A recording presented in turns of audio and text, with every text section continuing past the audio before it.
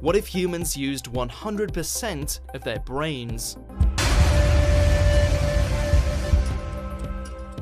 You've probably heard this before, that humans can only access 10% of their brain while the rest of our cognitive capacity goes untapped. It's a much peddled myth with many different origins, but the general idea seems to stem from a mistaken belief that 90% of the cerebral organ consists of glial cells which merely serve to link neurons. However, as neurologists have gradually gained a deeper understanding of the brain's properties, most have debunked this idea as nothing more than a tall tale regurgitated by popular media outings like Lucy and Limitless. In reality, over the course of a day, humans actually can utilize 100% of their brain, but we rarely access all of its capacities simultaneously.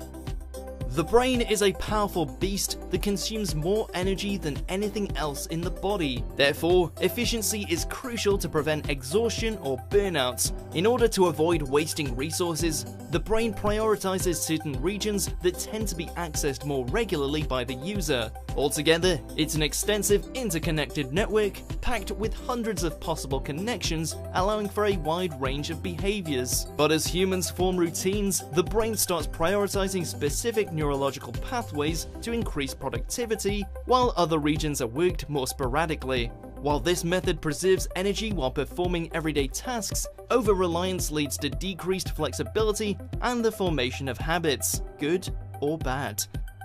Habits can be difficult and annoying to break, but the brain is an ever-adaptable tool that, with a bit of effort, can effectively learn a new trick or two. However, even if the 10% myth is false, the general idea that humans aren't living up to their full potential holds true. Neuroplasticity is a popular buzzword within brain research circles. It describes the brain's ability to rewire itself and form new neural connections, allowing us to learn new things. From an evolutionary standpoint, this helps the brain to compensate for any region that might have lost functionality due to an illness or injury. This process doesn't occur automatically though, and requires the neurons to be repeatedly stimulated by performing activities which, in turn, enable new pathways to be strengthened. So stimulating a wider range of connections by trying new things or repeating established skills can improve your neuroplasticity, resulting in faster learning and heightened flexibility. Practice makes perfect is more than just an old wives' tale, as repeated performance correlates with a higher neurological connectivity. For example, a professional guitarist learns new riffs quicker than an amateur due to their brain dedicating far larger sections to hand movements than an average person's. But if cycling through the same patterns is what's most practical, what would even be the point in employing 100% of the brain? Well, while there's no super drug capable of unlocking someone's latent potential, using all of the brain's regions should lead to a vastly improved lifestyle. The brain is split into the left and right hemispheres, which exhibit asymmetrical control over the body. While writing, a right-handed student would use the left side of their brain and vice versa. Recent studies show that a person's preferred hand has more to do with their spine than any neurological developments, but body coordination can be enhanced by carrying out exercises that require the brain to switch between hemispheres. That said, the brain's divide accounts for far more differences than simply movement. The right-sided hemisphere is linked with creativity, intuition, and holistic thought, while the left side deals with logic, reasoning, and scientific skill. As a statistician and an artist prioritize their left and right hemispheres respectively, that side of their brain could establish dominance. But even a mathematician's creative hemispheres will never be completely out of commission. People just prefer to use a well-oiled machine over a less reliable alternative, so they tend to stick to what they know. The brain functions in waves, and depending on the situation, one hemisphere will take charge and approach a task with a distinct attitude. If the right side wins out, the person will opt for a more holistic viewpoint and focus on the whole rather than the individual parts. Alternatively, a left-sided analytical approach attempts to comprehend the whole by closely examining the separate ingredients or smaller details. The two hemispheres do work in tandem, but the quicker a brain can shift between analytical and holistic thinking, the more complex, creative, and probably effective the thinker would be.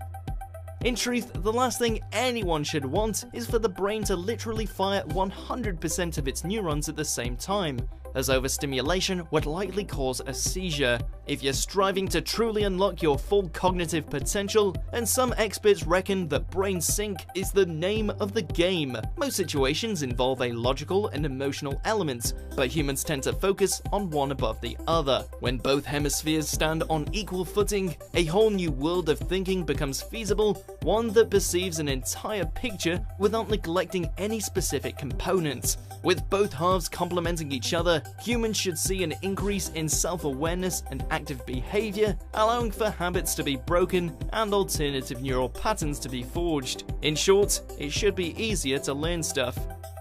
It is generally accepted that creativity and innovation peak during our youth, primarily because children lack the fear or knowledge that a goal might be illogical or impossible. A child's still developing brain soaks up information at an incredible rate, but in the late 19th century, psychologist William James theorized that by the age of 30, a person's character is set like plaster and will never soften again. Sadly, later research lowered the cutoff point to 25, stressing that change becomes harder once stubborn patterns are firmly established. However, a well-balanced brain unlocks superlearning, allowing for alien concepts to be picked up at a quicker rate and problems to be analyzed from a wider range of perspectives. By definition, innovation requires fresh connections to be formed between neurons, but that is only probable when a human is tapping into 100% of their network.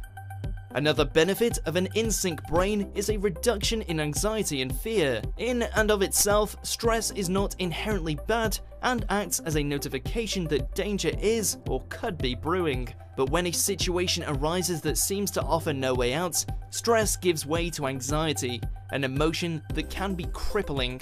However, heightened awareness due to brain sync would open up more potential avenues that can be mined for solutions, which should reduce fear, which correlates negatively with our understanding of the world around us. Therefore, a person efficiently using 100% of their brain should be calmer and more relaxed. With some exceptions, most humans have an underdeveloped right side of their brain, the one less likely to change as people age. And that's largely because most jobs reward structure over creativity. But there are countless exercises designed specifically to reawaken the right hemisphere. If you're interested in painting or writing short stories, dedicate just a couple of minutes every day to practice, and over time, creative thoughts and ideas will start to flow more freely. Eventually, you should notice that your thought processes are more flexible and varied even in everyday situations, as you explore more and more of your brain's potential.